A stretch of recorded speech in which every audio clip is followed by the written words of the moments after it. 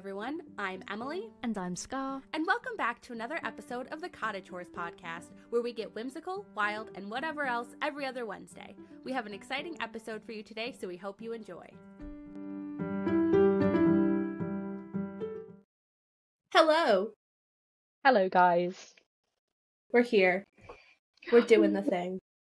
We're doing an exciting episode. I mean, this is like, I'm acting like we've never done it before. We talk about Until Dawn and Supermassive Games all the time.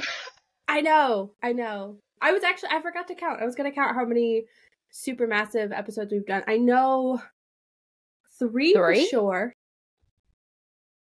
I want to say 3.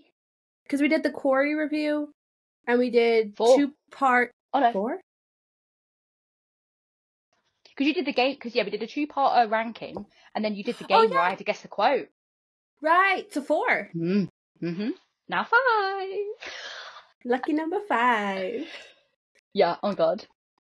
I would also Excited. just like to say that we had planned this episode already. We decided a couple weeks ago, let's talk about Until Dawn, because I saw a TikTok that I brought up to Scar, and I was like, there's something specific I think we should talk about. And then, a few days ago, the movie was announced, and we were like, did we manifest this? I think we manifested this. I think we manifested it. I'm taking it as we did that. I agree. So you can thank us. Yeah. I mean, I'm thanking myself too. I'm like, damn.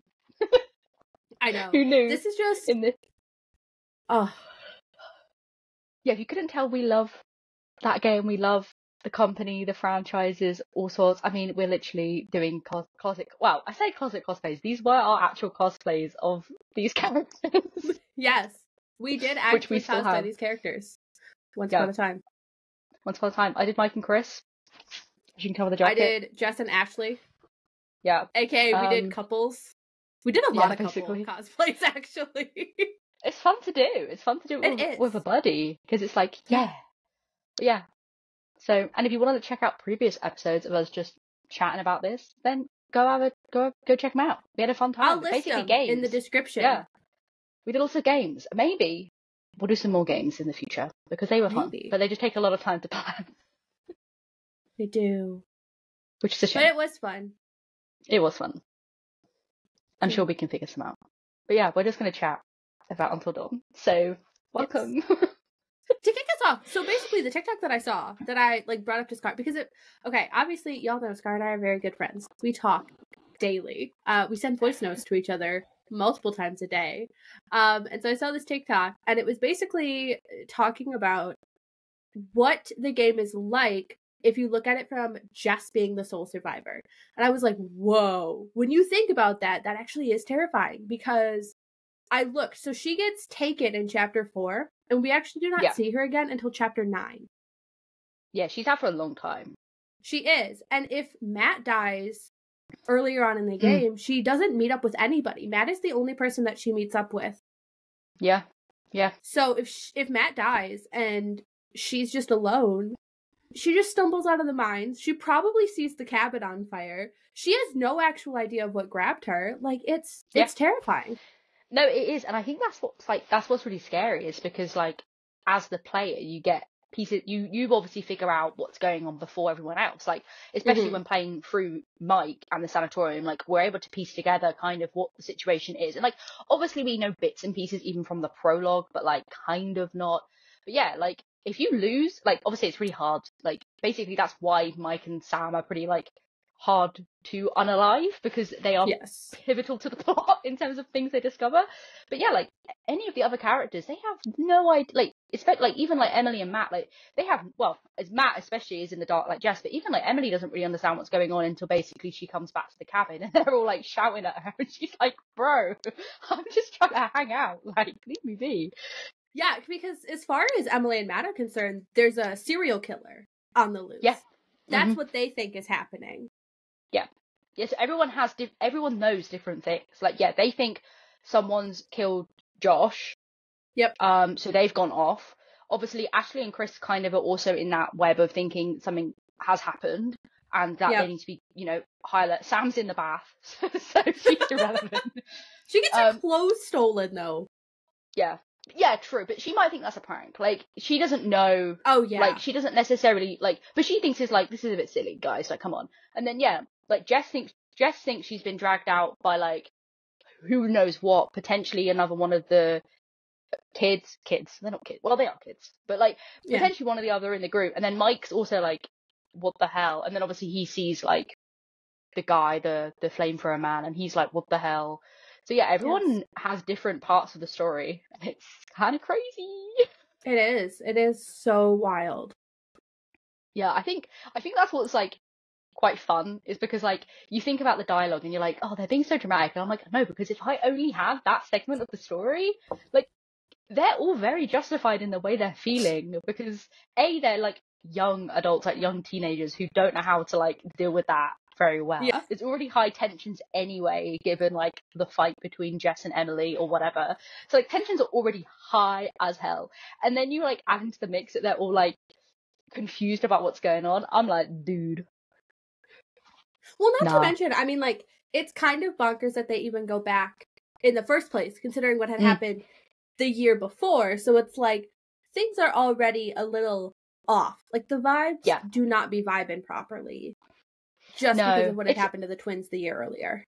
It's, and like, also, like, it's so messy with, like, Mike and Emily and then Mike and Jessica. I'm like, ew, I would hate to be in that freaking I hate that. I'm like, ew. Like, I don't like that. Like, I knew people like that in school where, like, basically they were, like, all kind of were, like, with together. Like, the popular group were kind of all together. And I'm like, no. It's just weird and awkward. Like, I know it's, like, normal, but I'm just like, no. I'm like, I'll just hang out. I'd be like Sam. I'd be like, I'm gonna go have a bath. Just hang out. You would be the Sam of the group. You really would. Yeah. I'm gonna go have a cup of tea and a bath.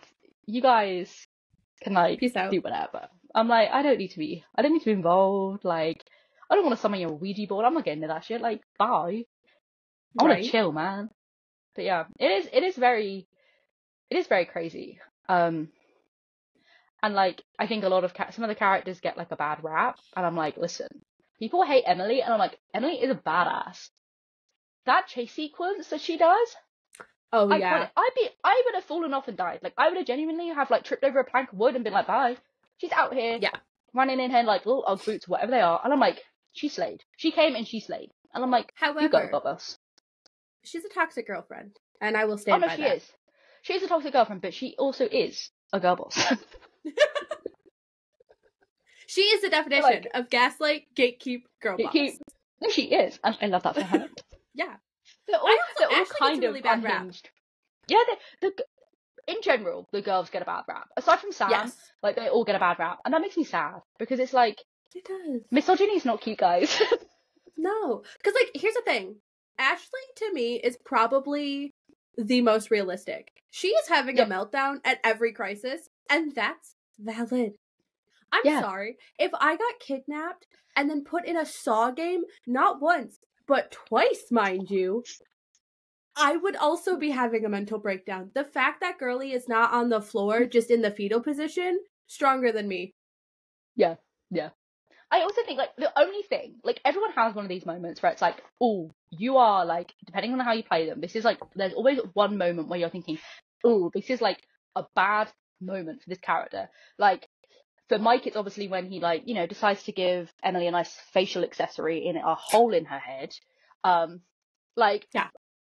know, that maybe I'm just being dramatic, but I think it's a little bit extreme. I think it's okay.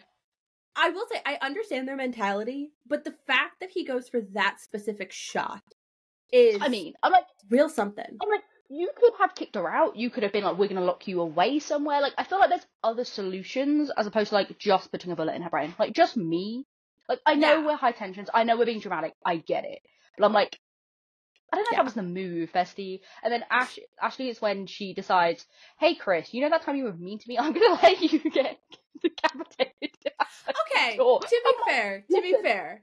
I think it's just, I understand where she's coming from. However, I am like, maybe just open the door and, like, just never talk to him again and be like, hey, you fucked up. Like, I don't want to be around you anymore. I'm like, I get it, but I'm also like, No, that's fair. I just hate that people reduce her character to that moment. No, I agree. Without I agree. thinking about the fact of like what happens, because you get to that point based on choices you made. Like, I'm sorry, if somebody held a gun to me and pulled the trigger on me, I'm not saying I would leave them outside for a monster to grab, but I would be pretty upset with them. I would also be very upset with them. Yeah. No. That's what I mean. Like, there's one moment for each of the characters where I'm like, oh, like it's like it can be justified, but it's like that's like a moment where it's like that's a bad character moment in terms of like the way you played them, which I think is quite interesting. Like Mike's like again, Mike has quite a couple, to be fair, like punching the wolf. Again, like justified in the moment, but also I'm like, Bessie, what did you do? There's just a few, and I'm like, oh man. But yeah, it's just they're all just out here, and I'm like, they're stronger than me. I'm like, also I wouldn't be in there in the first place. I ain't going up on a snowy mountain. Fuck that. Right? You don't have to get a bus. You don't have to get like a 4-hour bus. Ew. I would not get on the ski lift alone. Oh my god, no. No the little cart things they gotta ride up the mountain? No. No, that like I genuinely have a fear of those. I'm like, absolutely anything that like is like on a conveyor, I don't know, string that goes above the ground. Absolutely not. Absolutely not. I like Ferris wheels. I'm like, ew. I don't have a fear of heights. I have a fear of falling from great heights. Yeah, no, that's kind of where I'm at. Feels like a great way to fall and die. I wish someone died that way. Not in like real life. I meant in the game. It's like full stop. I wish someone died like that in the game. I wish there was a way that you could have someone die like that in the game, because I think that's very dramatic. Like having like potentially like, if you throw imagine in the snowball fight with Mike and Jessica, you can like kill the bird, which again traumatic. But like maybe instead of that, I understand why that was in there, because like there's like lots to do with like animals, which is a lot to do with the culture. But like imagine if you like missed a snowball or like something, or when like even Chris and that lot are like at the thing and you like accidentally do something, like you miss a QT and you like accidentally sabotage, like you lean on like something by accident, like maybe when they're snooping around the cable car room, like Emily and that lot, and you accidentally lean on something, you sabotage it, and when someone goes to use it later on, it like detaches. That would be like lit.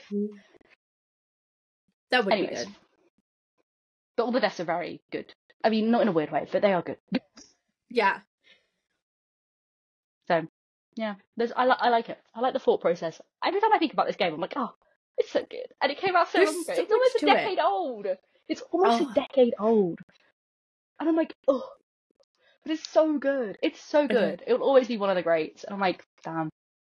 Honestly, like, as much as we love the other Supermassive games, and I think they've come a long way, like, none of them have hit quite the same. No. I would give my soul to have my memory erased and be able to play that game for the first time again. Like, the plot twist. I know. It's like one of those games where it's like, when you find out, like, that reveal is like still one of those things that I'm like, nothing will ever like. There's just something about it. I'm just like, oh, it was just so good. I'm like, yes. Damn, man. Yeah. It was an iconic game in general. It influenced so much of what we see now with like video games, choice-based games, like all sorts of stuff. Yeah, it definitely was like, there were like, the only other one before that was like Heavy Rain, and that was like obviously inspired by Until Dawn. Until Dawn was inspired by it. But yeah, it pretty much paved the way for that kind of genre really kicking off, which is brilliant. Also, and the cast that they were able to get, the fact that they mocapped all of those people, they don't even do full mocap anymore. No, it's because it's a long ass process to do. Oh yeah, but like that was, it's impressive. Let's see, Sam, Mike, Jess, Emily, Matt, Chris, Ashley, Josh, the twins, which are one person, but would have had to do it twice to get both of them, so technically 10 characters, plus Flamethrower guy, who has a name that I can't remember, and Dr. Hill. So that's 12 characters. I wonder if they mode-capped someone for the creatures. I guess maybe not, but like I wonder if for like stiff movements in the don't move sections in the cabin, I wonder if that was mode-capped and then like stretched. I'm not sure either. But yeah, it's a lot of people. and a lot of scenes and a lot of variations of scenes, which is, it's bananas. Yeah, it's a huge, you don't like, it's crazy as well, because that game, like, because people always go back being like, why won't they make another game? And I'm like, listen, I wish we could get another game like that. I don't think we ever will, because we even do it now, like we compare games back to Until Dawn, which is a shame, but it's just a testament of how good it is. But it's like, that game was announced in like 2012 and it didn't come out until 2015. Yeah. Like that game took a long, like they had the first trailer, I think was at like PlayStation announced the first trailer in 2012, and I think the only people who were like announcing the cast was like Brett Dalton and Noah, I think that's correct. And then they had like everyone else come on, and like it changed a lot since 2012 to 2015 as well. I'm like, now they're churning out games every year, which is insane. I'm like, damn, like that's bananas that they're turning out games that fast. I'm like, listen, I'm here for it. Yes, and part of the reason they're able to is because they reuse spaces, which is fine. Yeah. I'm like, I'm just here for a silly quirky time. Like, you know, like, I'm just here for a silly goofy time, and I get a super goofy time. Like, we get, like, this is the thing, like, I don't want anyone, not that anyone, if anything, I am the defender of Supermassive Games. Like, we are the defenders of Supermassive Games. People give them a bad rap for being like, your games aren't as good as Until Dawn, and I'm like, listen, they're giving you a game, like, literally every year. They're good, they're funny, they've got different concepts, quirky characters. Like, it's a bit camp. Until Dawn was like that too. Like, it's not going to be a high quality game given the turnaround. It's not meant to be. It's meant to be just a goofy little time. But then in the meantime, we get these big studio production games. We got the Quarry, and then we're getting the Dead by Daylight collab. Like, that's the amount this studio is churning out with such a small team. Like, bananas, and they do not get the credit they deserve. So that's, I just want to put that out there. I'm like, this isn't to be like, hey, make more games like this. Obviously, I would love that, but also I'm just like, slay. Thank you for your service. Oh yeah, we respect the hell out of the team at Supermassive Games and all of the work that they do. It is incredible. Yeah, I'm just like, listen, but we're just here to talk about Until Dawn because we are just obsessed. I love their campy little games. I love the unhinged dialogue. It is so fun. Listen, my mug, if you are watching the video, says Jesus hot sauce Christmas cake. A quote from our favorite Michael Monroe. Because he is just a legend. He is. I also have a little sticker of him behind me. Yeah, I have this. It's an elk, moose, reindeer, whatever you want to call it. No, it's an elk / reindeer. Yeah. Basically, we had this whole debate. I can't even remember when. This was like 2 years ago. This was a while ago. 2 years ago. Because I was like, what is this meant to be? Because they call it like 3 different things. Like, Matt calls it something, and then Mike calls it something else. Like, Jesus Christ, fucking elk, and then like Emily and Matt call it a moose, and I was like, what is it meant to be? I think someone calls it a caribou at some point, don't they? Yeah, and I was like, what the hell is a caribou? Basically, it was a whole thing of trying to figure out what it was, and it became a meme, and now I have a postcard of it, and it hangs, well, it doesn't actually hang out here, it hangs out over there, but I brought it here for the scenery. I sent you that.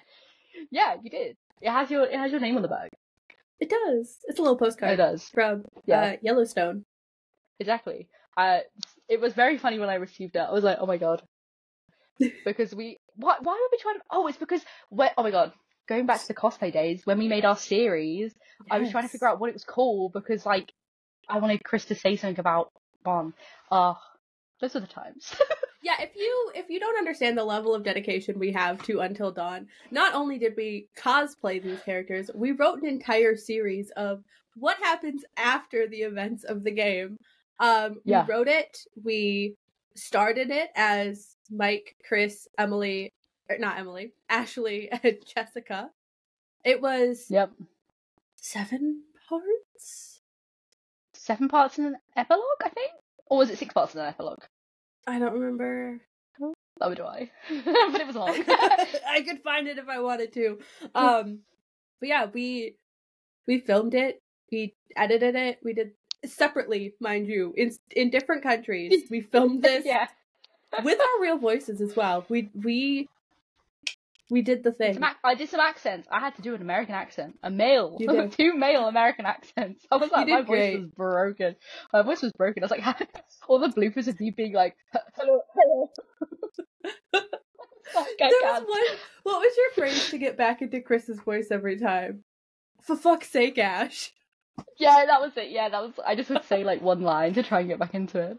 Oh my god, that was so funny. I should find the blooper reel and put that on our TikTok. Yes. For the that podcast. Is so good. Oh. So if you are interested, I will be sharing that so you can see the bloopers of us doing this series. It was it was so funny though, because I had like no one who like knew this game like at all. And like when we like became friends, I can't even remember what happened. I don't know if you sent something in like the main Discord or like I sent something, but someone said something in like the gaming channel of the Discord about Until Dawn, and then like basically from then on we were like, I was like, oh my god, like you also know what Until Dawn was, and then it just like it was a slippery slope from there, and that was basically the foundation of the friendship was Until Dawn. Yeah, we had like talked a little bit, and then all of a sudden we were on like an 8-hour Discord call together. Yeah, it was pretty intense. It was like, listen, we gotta pick each other's brains and just chat about everything. Yes, it was beautiful, and look where we are now, still chatting about Until Dawn. You'll never get it out of me. It goes in like sleeper mode for a little bit, and then like something will activate it, and I'm like, it's like with the Winter Soldier, but with Until Dawn, basically.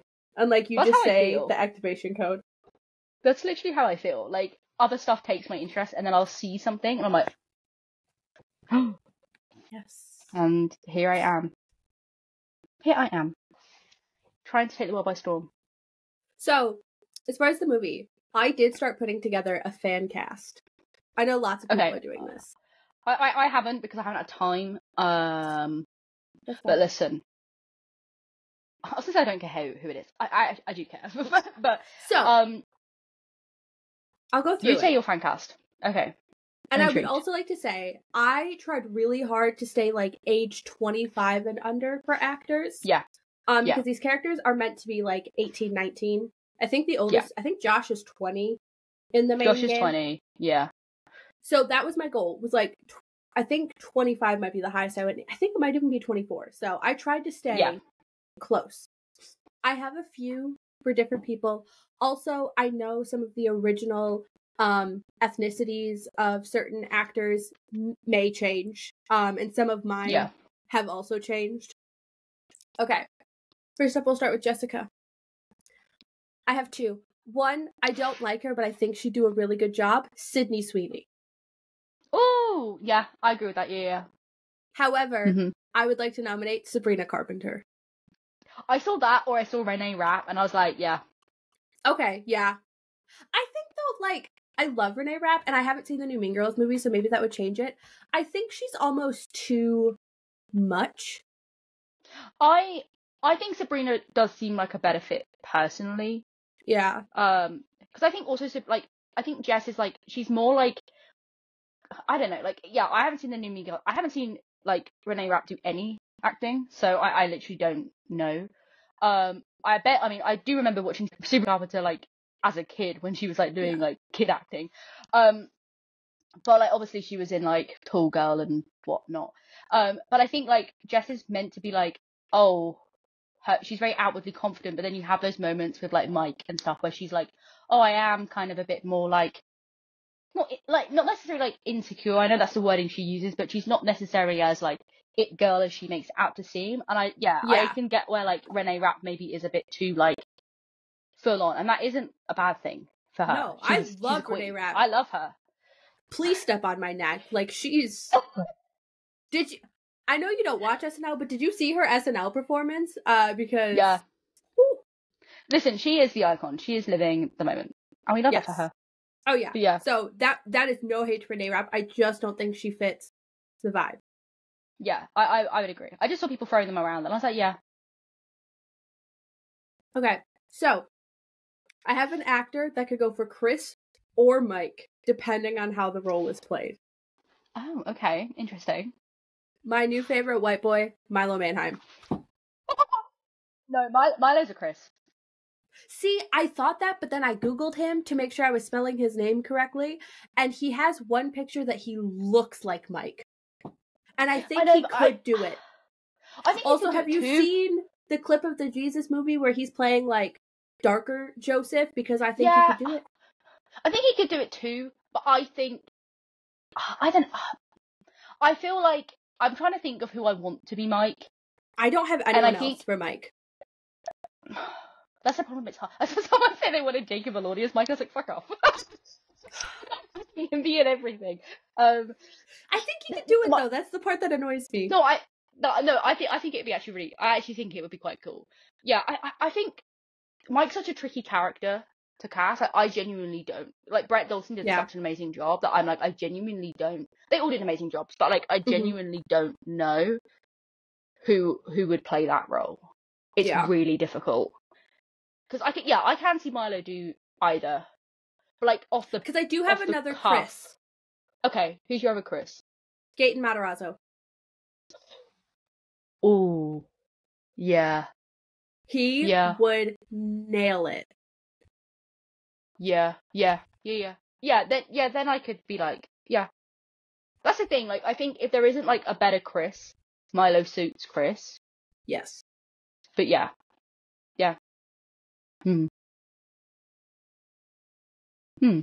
Intriguing. Okay. So for the twins. Now the twins are hard because they're not in it a lot. No. But I think to play them, we need some strong actors. So I would like to nominate either Jenna Ortega or Rachel Zegler. I think either of them would body it. I 100% agree.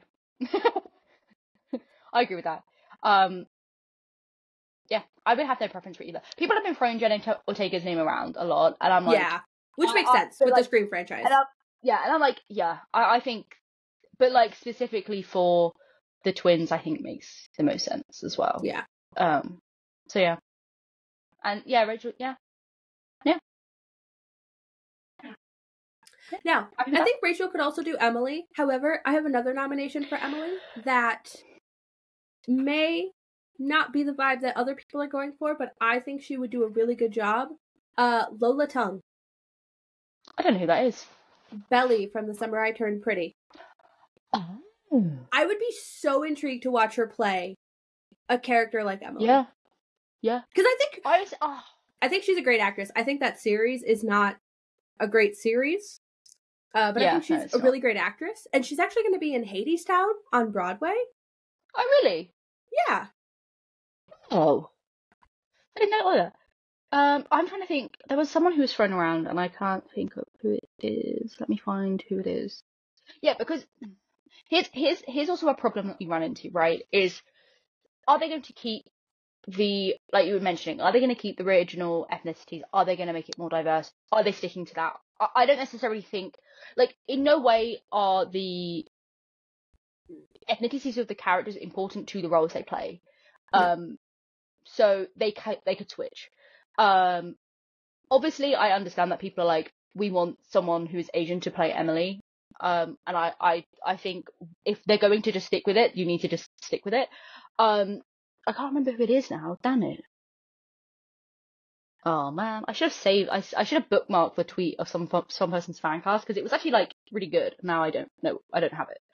But yeah, I've seen people like already be mad because people are like putting people in and they're like, it's not so and so. I'm like, yeah, but then they've put like they've got diversity in characters who are like white, so like they've just like switched them up. I'm like, as long as there's diversity, I think that's the important thing. Arguably, more diversity would be like better. Oh yeah. But like, if they're gonna just keep basically the original like vibes of the character, then they need to obviously be played appropriately. The only thing I think that matters is that Josh and the twins match because they're siblings. I would agree with that. Yes, yeah. That being said, I hope my current Josh vote would not match with Jenna Ortega or Rachel Zegler, but that's okay. Who's your current Josh vote? Okay, listen, hear me out. Charlie Bushnell. If you don't know who that is, it's Luke in the new Percy Jackson series. Oh, that would be really good. So good. I can feel it in my bones. I know we haven't seen a lot of Luke in the series, but like he could do it. I think he'd be really good because also like you don't see a lot of Josh anyway. So, and he's already like what he's done so far in the Percy Jackson series of like being on screen so little but still having a big impact, I think would work perfectly for a character like Josh. Obviously, if they're again, it depends on how they're gonna style the movie. It depends on how beat for beat it is gonna be. How if they're gonna, because I'd like to see more of Josh, but then I also because I think it's a bit obvious. Like when you look back, you're like, well, he is out. I know he dies, but like basically he's like basically non-existent, and you're kind of like, well, so I think that like it'd be interesting to see more of that, and like how are they gonna do the maybe like psychiatry scenes, like if they do that at all. Like I feel like if they do, there's Peter Stormare, just bring him back. Yeah. No one else needs to play him. Just bring him back. Oh no, yeah, I'd be interested to see kind of how they do those sorts of things, because I saw people saying like they want Josh's illness to be treated like obviously seriously, but they wanted it to be handled better. And I was like, to be fair, like 100%, and the same with obviously the fact that this is dealing with native indigenous culture that needs to be treated respectfully and well and carefully, and they need to have sensitivity people involved. They need to have, you know, people who know what they're talking about and people of that culture also involved, because it's their heritage and stories to tell, and it needs to be done correctly. I saw people saying that they would like the flamethrower man to be of someone of that kind of culture, and I think that would be pretty neat. If there is any like actors, I'm not 100% familiar, but they said that would be like a interesting way of involving that. But yeah, I think it's going to be super intriguing how they deal with certain things that obviously in 2015 not excusable when you look back on it, but like obviously it was a different time, so things were, you know, it was a different vibe, but it should be obviously matched modern standards. Yeah, for sure. I think also I just lost my train of thought entirely. It's just gone. Head empty.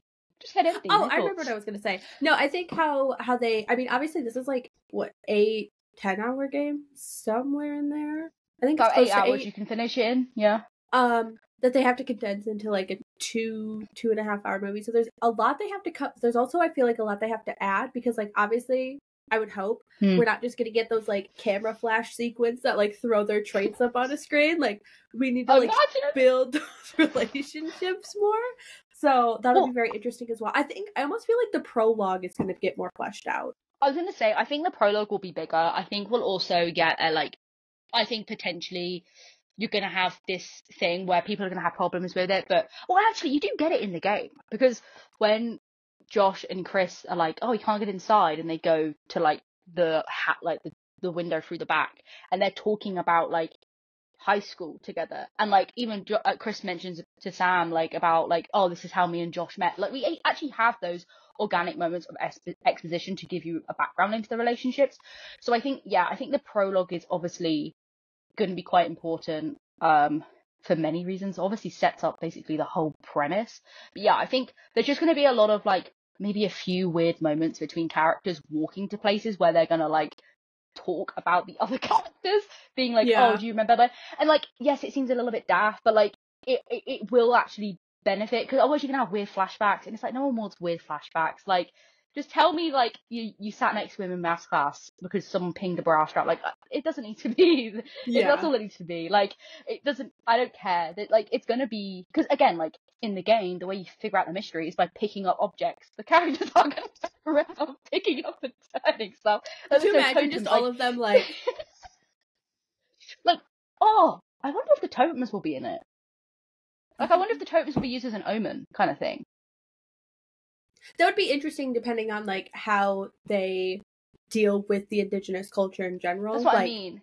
Like, I wonder if there's an instance where like maybe Sam on the bus is like reading up about whatever. Like maybe she's listening to a podcast instead of the music that she listens to on the bus, like about the culture or like something like that. Or maybe even Josh knows more about it, given obviously his family like own the land or something. And like potentially it's in the cult, like it's mentioned because someone like Chris, it's probably Chris would be like, oh, I found this weird fucking totem in the trail, and then they'd be like, oh, it's to do with this, and like, oh, if it's coloured black, then it's like it's premonitions of death, and if it's coloured like, so I think that'd be interesting to play on. Obviously, like you won't predict anything, but I think having those elements would be still like cool if they're dealt with obviously correctly. I would really like to see more between the prologue and the main game. I would love to see more of like, obviously they don't want to like dive into it a ton, but like even a little bit more of like the police searching, what is happening to Josh in that like year gap between the two of them, like stuff like that. I think that would really help add to the story. I could see, and I kind of hope it doesn't go down this path, but I could kind of see it turning like it already. I could kind of see it turning into a bigger of a whodunit than it already is. Like I kind of see basically the pull of going back there. This like after the prank is actually because they feel like the police didn't do a good enough job and they know the land better and they know what happened better. And Josh is like, listen, like I want to figure out what happened, because that is an element, like there's a lot of guilt that he obviously burdens to do with this because he was asleep. I can see him wanting to take on that role a lot more, so potentially that is the way they play it off, and there is more of like a investigative narrative instead of just like we're coming up here to party. Like I could kind of see that being the spin, like very Scooby-Doo-esque, like, but I could kind of see that being, because then it gives them a reason to be looking for clues as well. Like it would feel more organic if like on the way to when Jess and Mike are off and then they're going through that stream and then they're in that hut and they find the gas mask, it would feel more organic then for her to pick it up and be like, oh, like why would this be here? It feels a lot more like, oh, this makes sense because they're trying to obviously figure out what happened. I wonder if the year span gets maybe shortened. I think there's ways to do it without it being very like teen cringy Scooby-Doo. It's fine if it is that way. Yeah. But like I feel like there's ways to handle it that still feels very like, because obviously it's a young adult because they are young adults, but like I feel like there's ways to deal with it that isn't a bit cringe, but it is cringe. So yeah, it's gonna be a little camp. It's gonna be a little cringe. We are good with it. And it is silly, but I think that'd be fun because then like, because otherwise I think you run into problems of like when Mike's in the sanatorium, like why would he pick up a bunch of this stuff? Like, why is he not, like, his purpose to go to the sanatorium is to follow this guy that he saw, and he's like, I think he, like, kidnapped Jess. So, like, why would he just be walking around a bunch of cells being like, oh, a newspaper from the 1900s? It's like, what the fuck are you doing? Like, your girlfriend just, like, got killed, potentially, and you're, like, hanging around? Like, I feel like it gives a bit more reason. And then, obviously, it adds more tension to when, when Josh is, like, cut in half. Like, it provides more of a reason to be, like, oh shit, because this person's still there, and it's like, oh my god, like what happened? Are we dealing with like an actual serial killer? Because like otherwise it's like, because like I think when you think about it, like the prank happens, they have no idea what happens, obviously.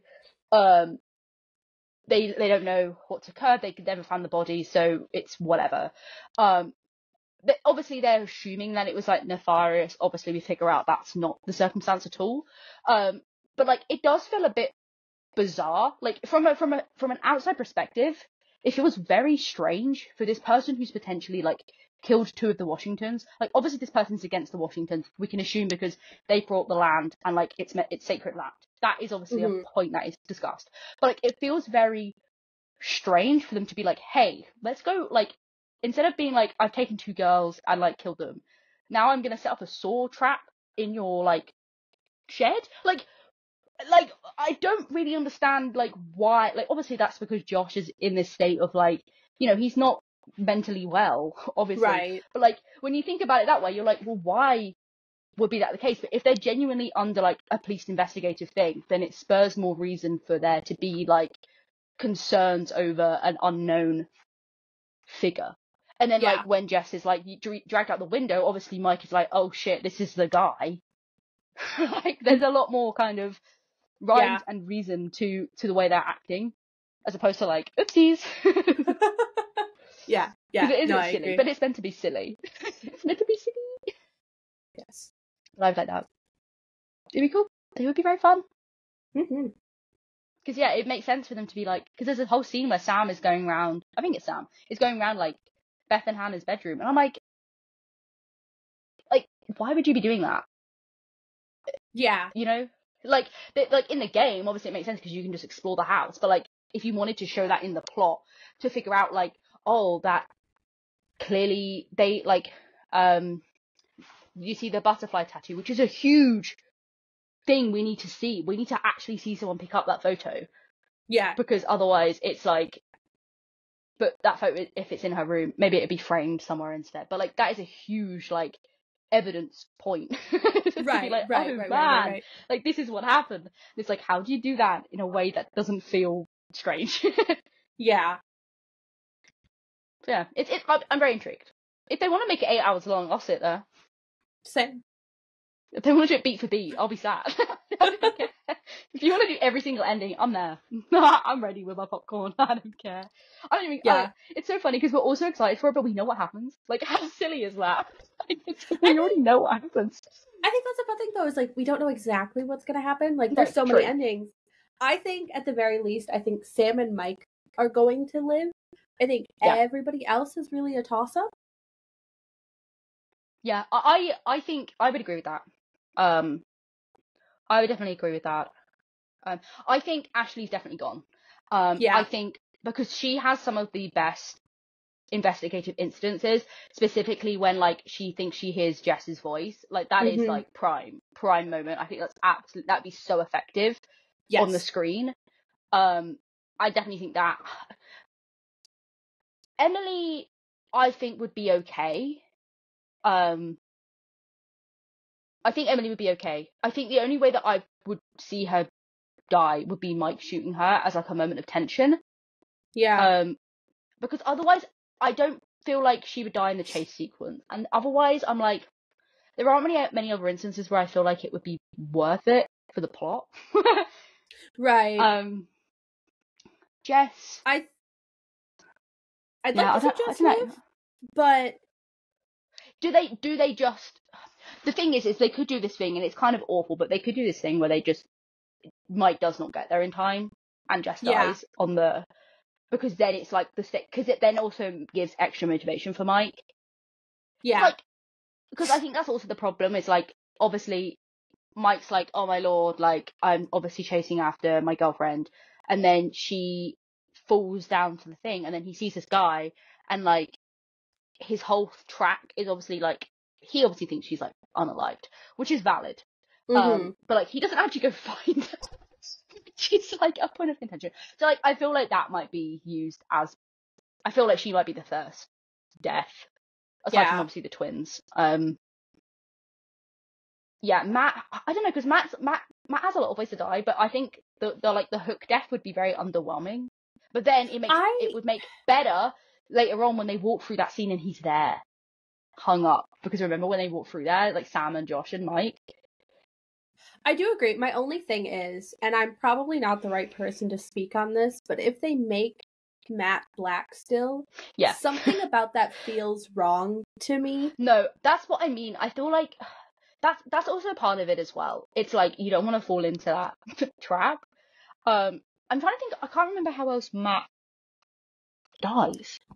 He can die, I think, in the end when he's with Jess. I was looking it up. Let me pull up the wiki again. Yes, he can. But then if Jess dies earlier on, then is Matt more or less like surviving, and as long as he doesn't get like hung on the hook?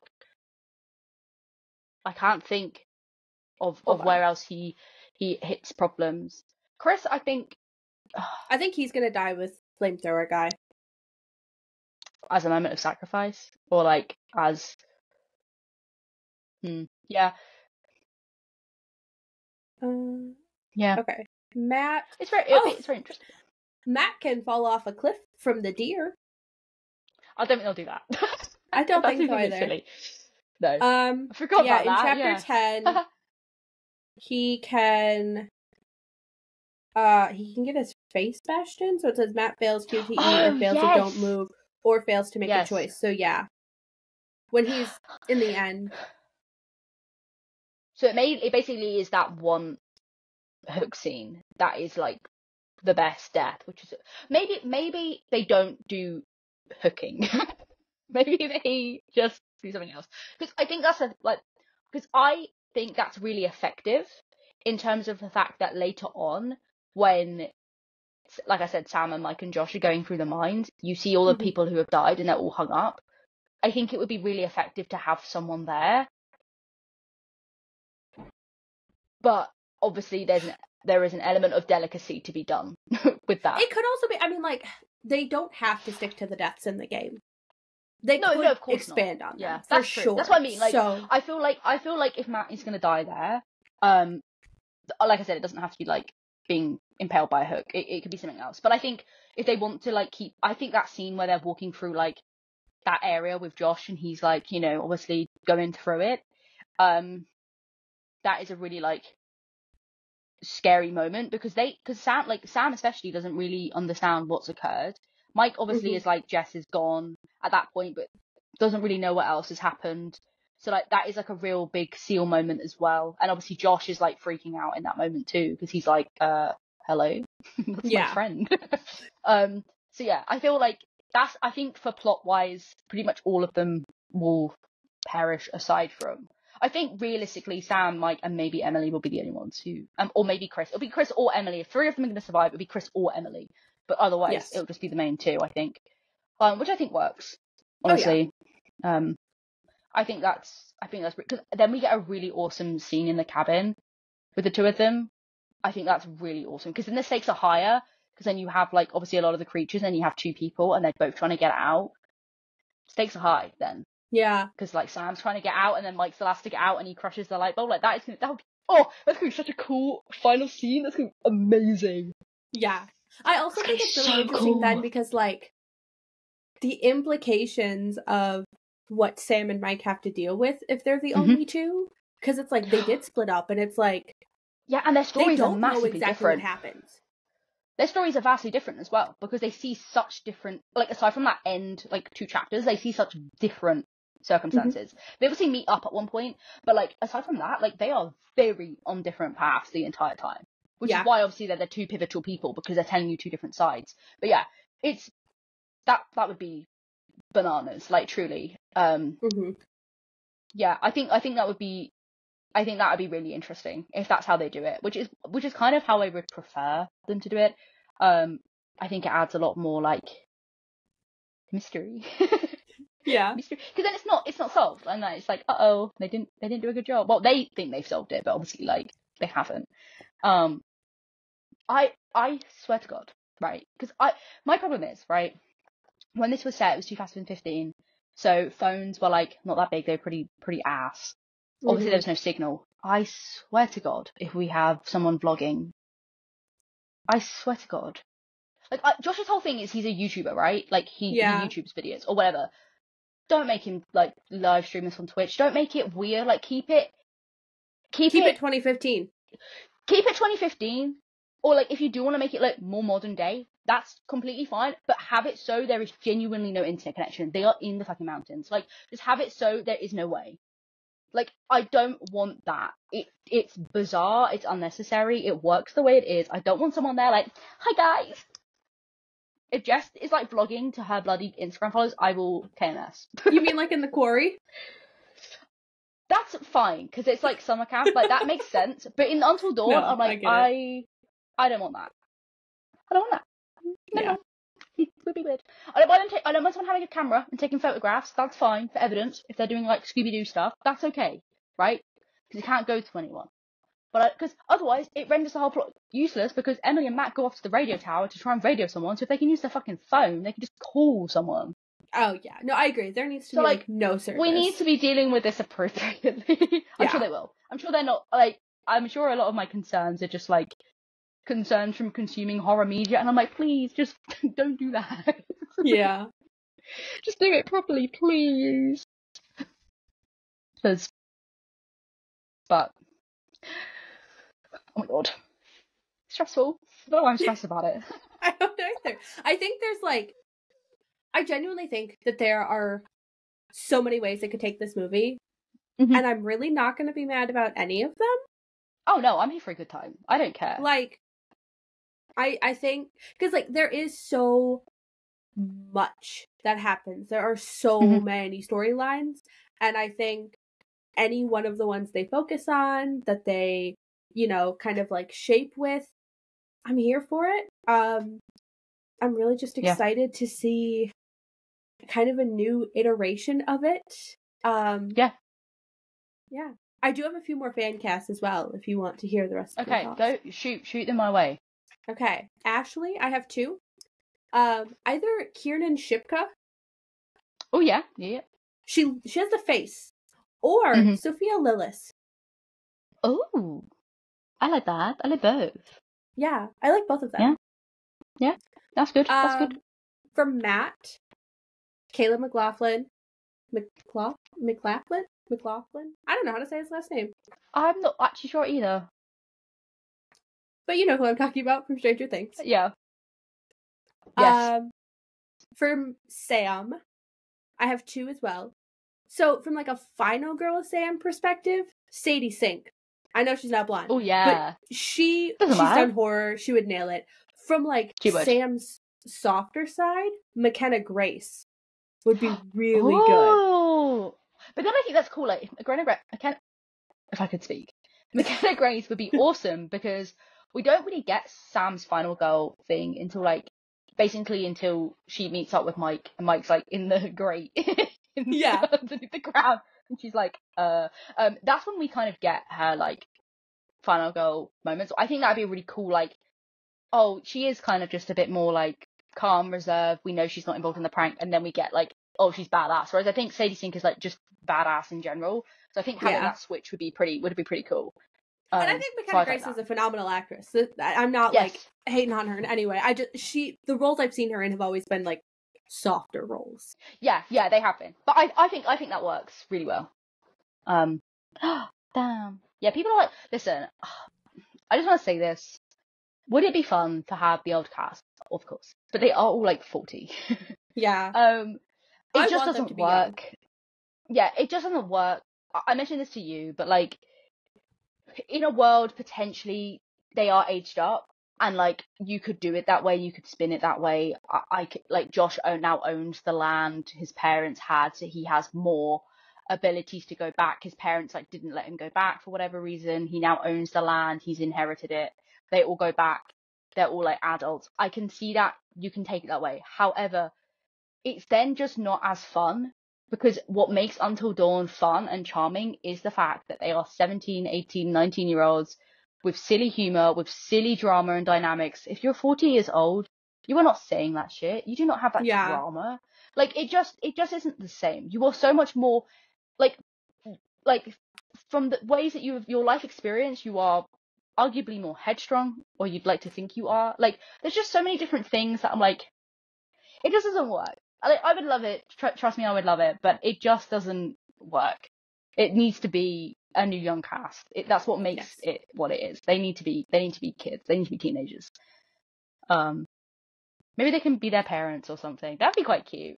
I was gonna say, I would love to see little cameos. I would. Now, I know we talked about Flamethrower Guy being indigenous culture, which I agree would be a really cool change. If they're not going to do that, though, can I offer Noah, please? Because I think that'd be awesome. Do it. He's like gone off the planet though, unfortunately. I don't think he's really doing anything. But yeah, I think that'd be awesome. Yeah. I think that'd be really cool. I really want the bus driver to be like a cameo person from someone. Oh yeah, I don't know who. But like Sam, if they make Sam go on the bus, I think that'd be a really nice opportunity to have it be maybe some of the police, like if they go down the investigative route and they want to show police officers, some of the police officers could be like Brett Dalton could be a cop. He'd make a good cop. It would be very funny. Or could you imagine if they made Brett Dalton Dr. Hill? Oh god, they made Rami Malek Dr. Hill. That'd be a mindfuck. Okay, I want that. Awesome. If we can't get Peter Stormare, I want Rami Malek. Yeah. Oh my god, Peter Stormare would be on that role. If I was him, I'd be like, I'm eating that up. That's my role, bitch. Listen, if I was him, I'd be calling my agent already, being like, I'd be like, give me in this sign me up.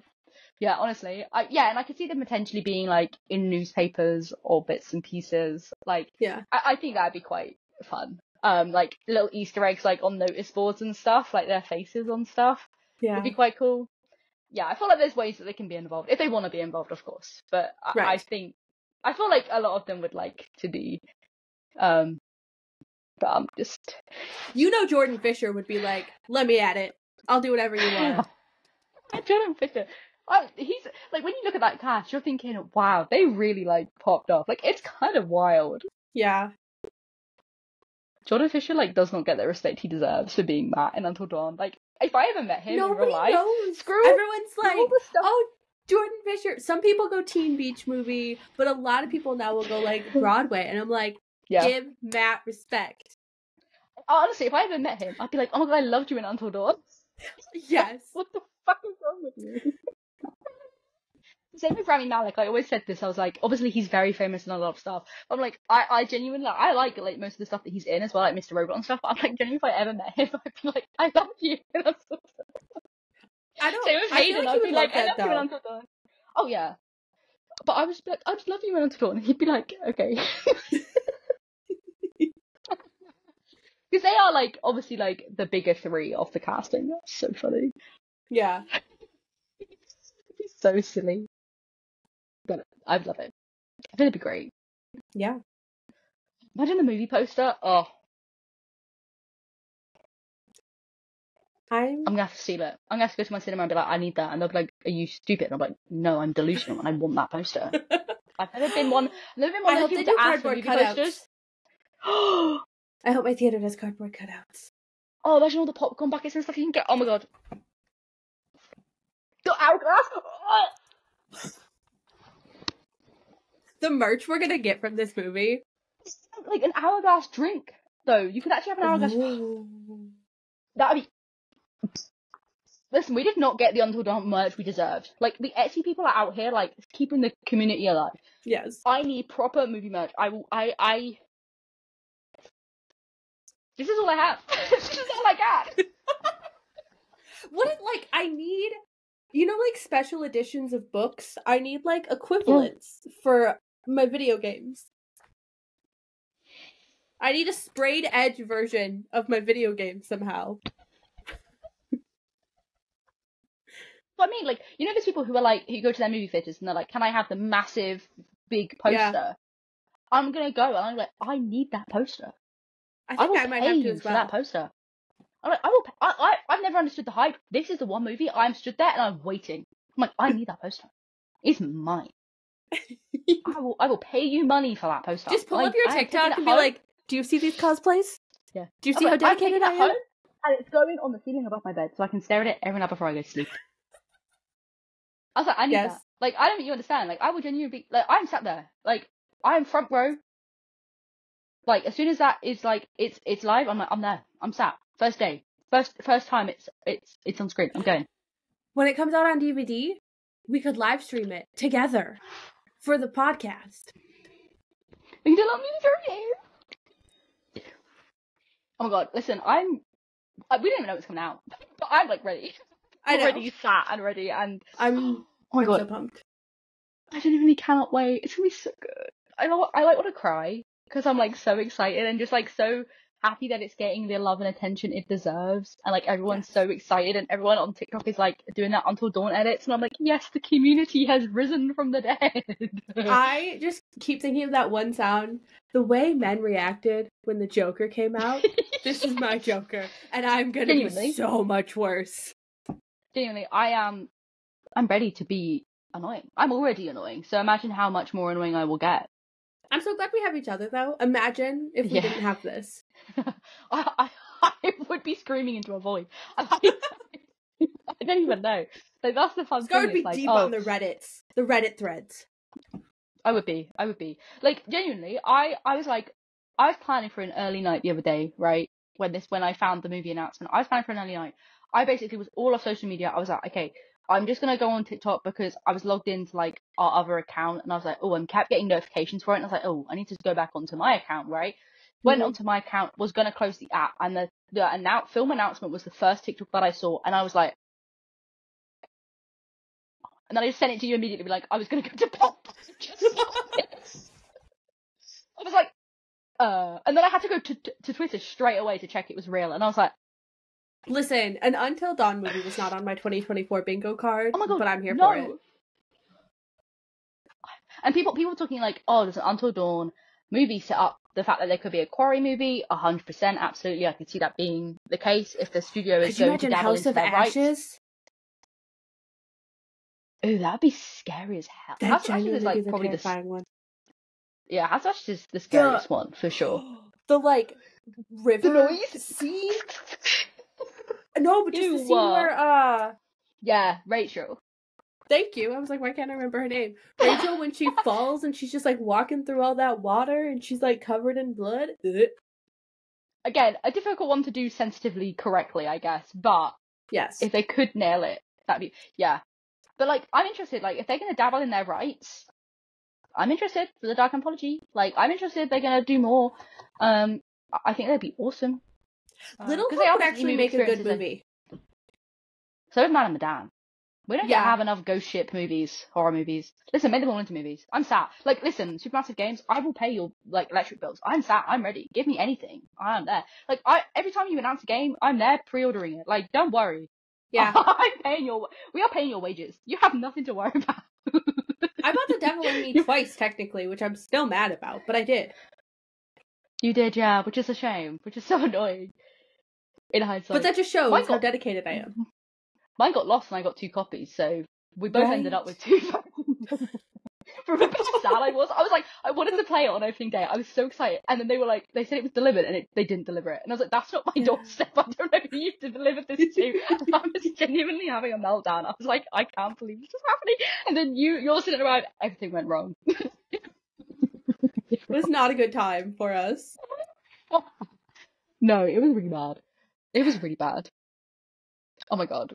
And now they're coming out with another game, and then we're getting the space game, Directive 8020 at some point. I don't know what it's called. I think it's Directive 8020. Or is it 2080? No, it's going to be further in the future than 2080. That can't be correct. Or is it 580? I can't remember. I can't remember what it's called now. When I think of Directive, I think of Wally. I'm a genius. The first installment of the second season of the Dark Pictures anthology series, and the 5th installment overall. And it's gonna have aliens? Oh. Again. Well, I don't know that. But I'm assuming it's gonna have aliens because it's in space, but who knows? Oh my god, maybe it's a prequel to House of Ashes, where the aliens are in space before they come down to space. No, that'd actually be so cool.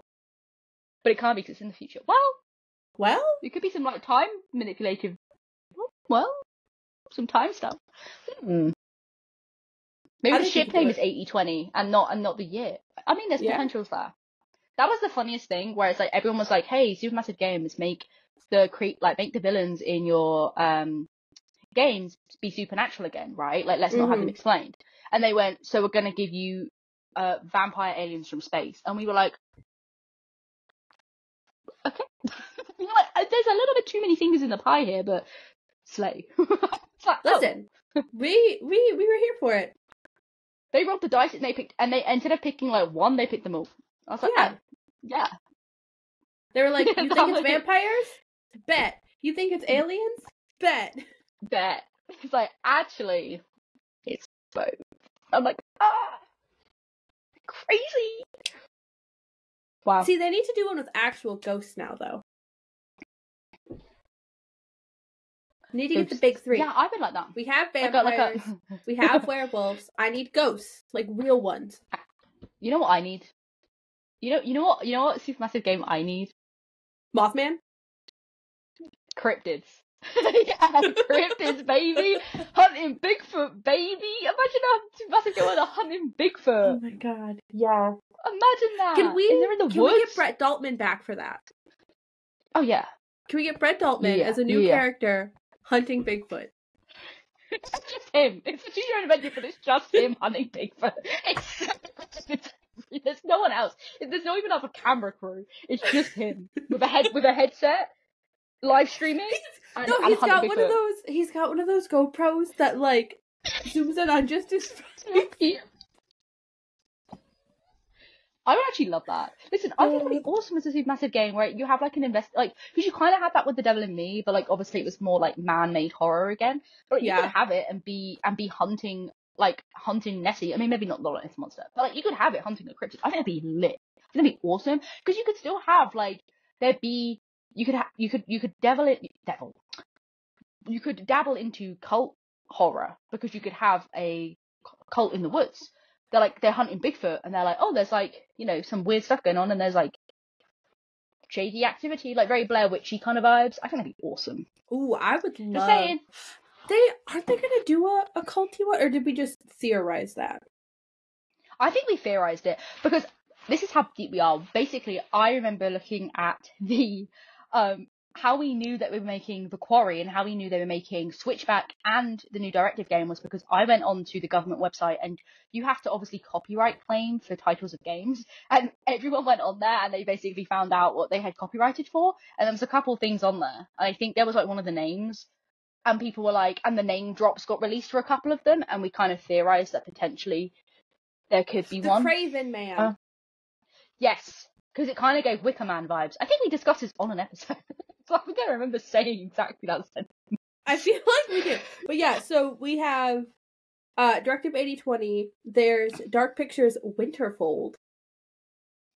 Yes, which was one of the places that was mentioned on Salim's son's map in his bedroom in House of Ashes. So that was very cryptid related, and obviously related to the radioactive behaviour, because that's what the two people at the end were talking about. Oh, at least it wasn't like the last one. So presumably some weird radioactive vibes going on at Winterfell. And then there's Intercession, which could be anything.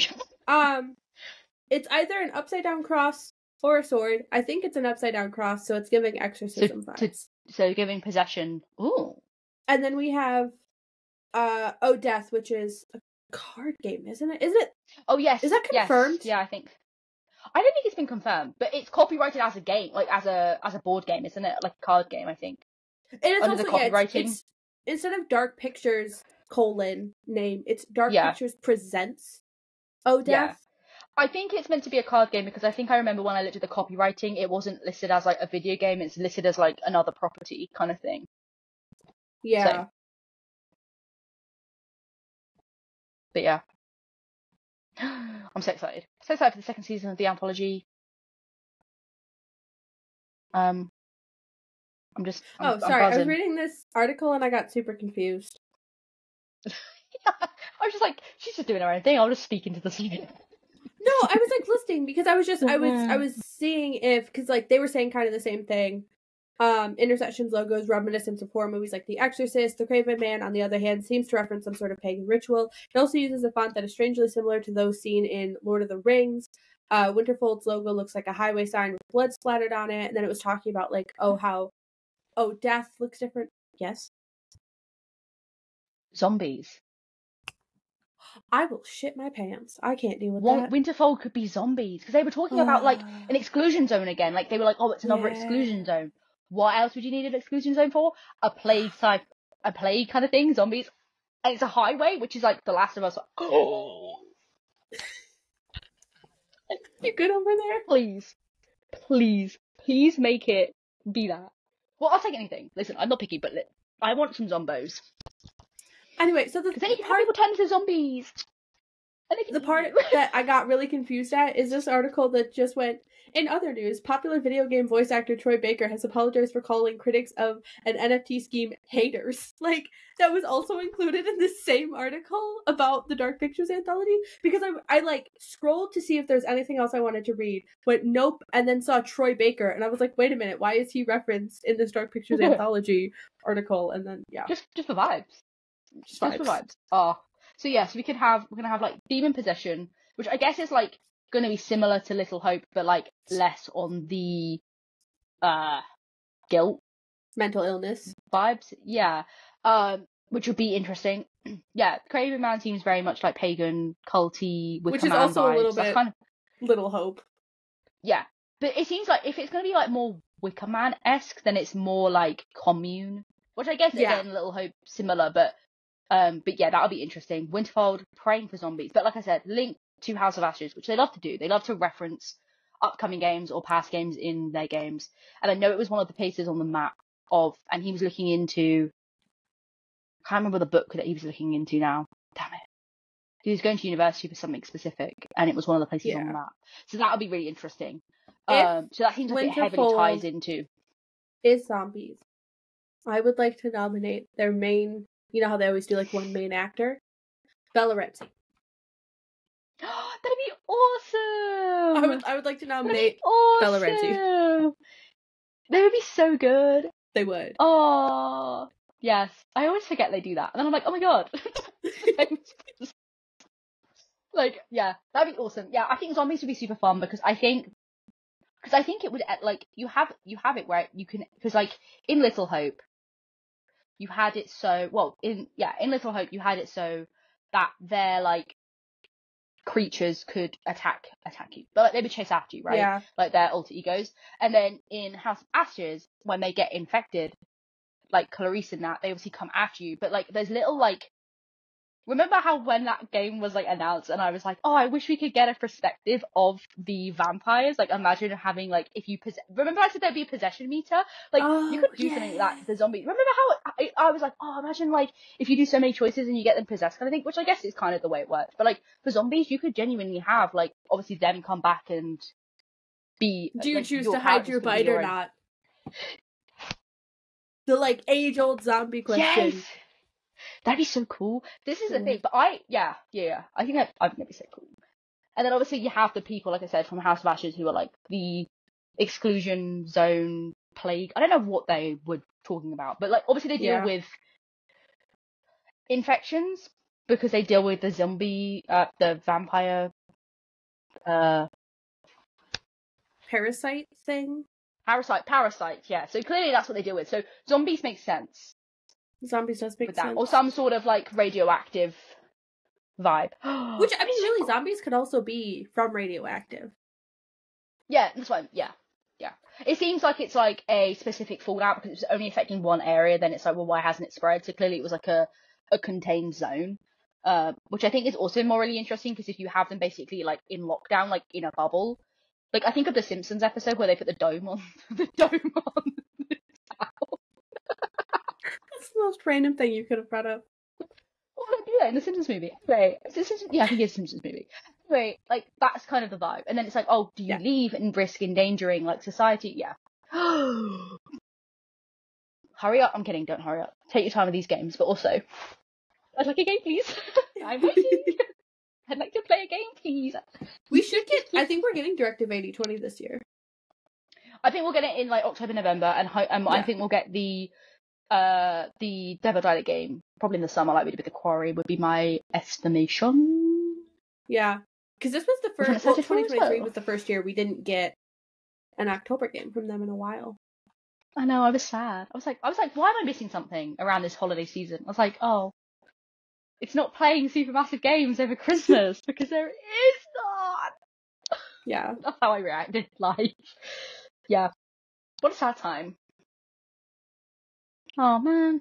Anyways, I'm eagerly waiting. Yes. All right. I would like Any that. final Thank you.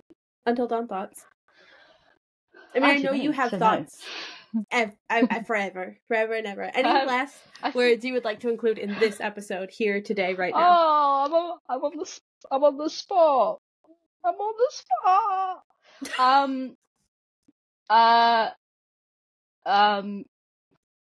Chris is not just a comedic relief character. He has value, and he's actually one of the most level-headed, brave, and selfless characters in Until Dawn. And no, I will not be having any different. If you'd like to hear more about this, I will make a TikTok on it. Goodbye, thank you. That was my TED Talk.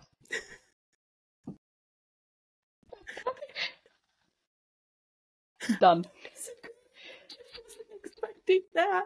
I've already heard this spiel from you, so I'm on board. Well, we don't do a character breakdown on our TikTok for every character and why they are brilliantly crafted. Yeah. Could.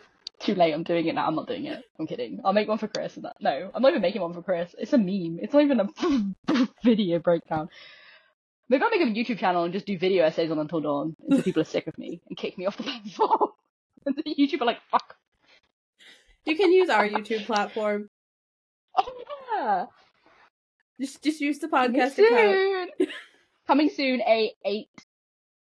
Oh, maybe a 9 because I can do the twins. Oh, and Dr. Hill, and so a 10-part series where I break down every Until Dawn character.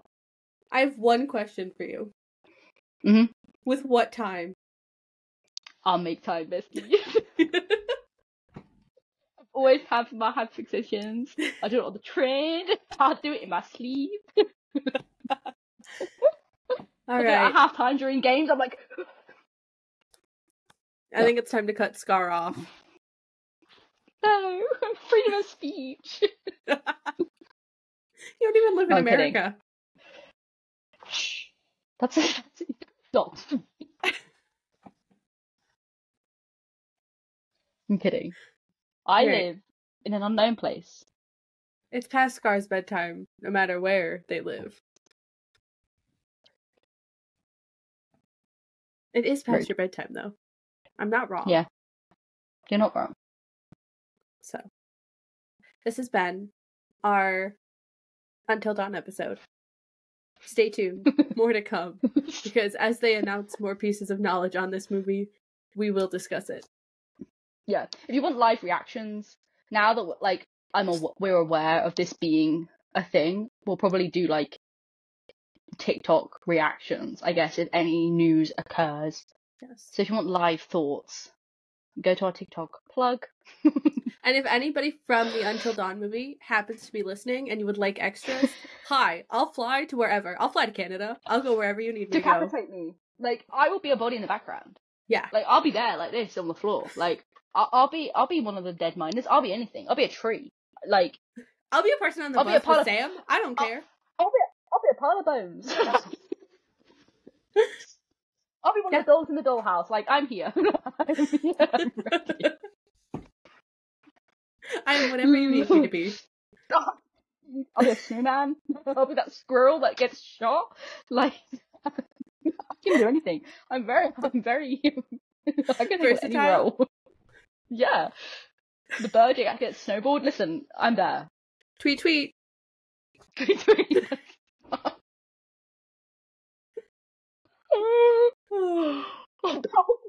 Piece of bear rug inside the cabin that Mike the dead bear rug on the floor.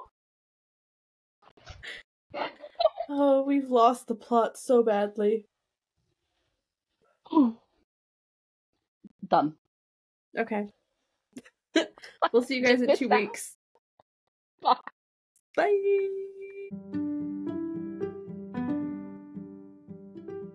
Thanks so much for listening. If you haven't already, make sure to subscribe so you never miss a new episode. To stay connected with us, then follow us on social media, which are linked in the description. I've been Emily. And I've been Scar. Tune in next time for the best cottagecore podcast for the cottage horrors.